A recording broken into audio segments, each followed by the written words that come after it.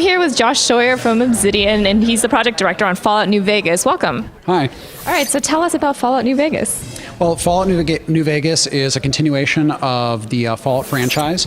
It is not a sequel to Fallout 3, but it's a standalone product.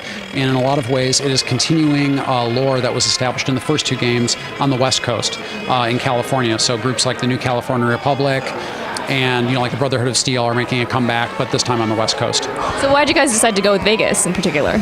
I think we decided that Vegas was a very colorful city. It was a very interesting city. It's someplace that had not been explored, but we came very close to it in the previous games. Fallout 1 and 2 took place in California and parts of Nevada. So it seemed like it would be a cool place to extend the old stories, but make it feel fresh.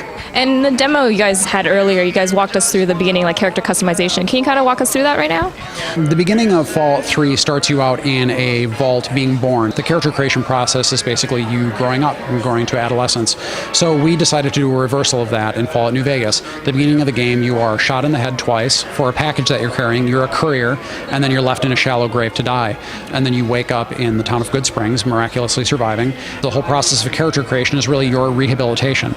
So the local doctor in this ghost town, Doc Mitchell, asks you your name, asks you things about yourself, has you use a vigor tester machine, which is kind of like the way to determine your special stats: strength, perception, endurance, charisma, intelligence, agility, and luck. And then you do like a question and answer session that is a personality test that determines the skills for you. So really, it's we use the rehabilitation process as a way to define your character.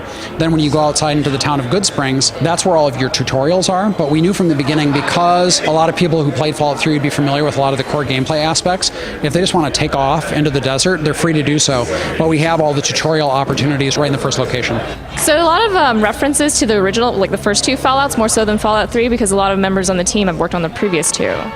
Yeah, because for a lot of us, we've either worked on Fallout games before, or it's been our dream to work on a Fallout game for a long time.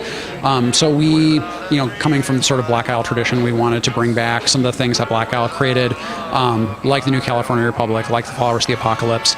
And we want to make that stuff accessible to people that have never played the game before, but for people that played the first two games, we're hoping that there's a lot of material for them that they'll be like, oh, cool. Like I always wondered what happened to the Gunrunners. I always wondered what happened to the Followers of the Apocalypse. So. All right, great. So when is the game coming out, and on what platforms?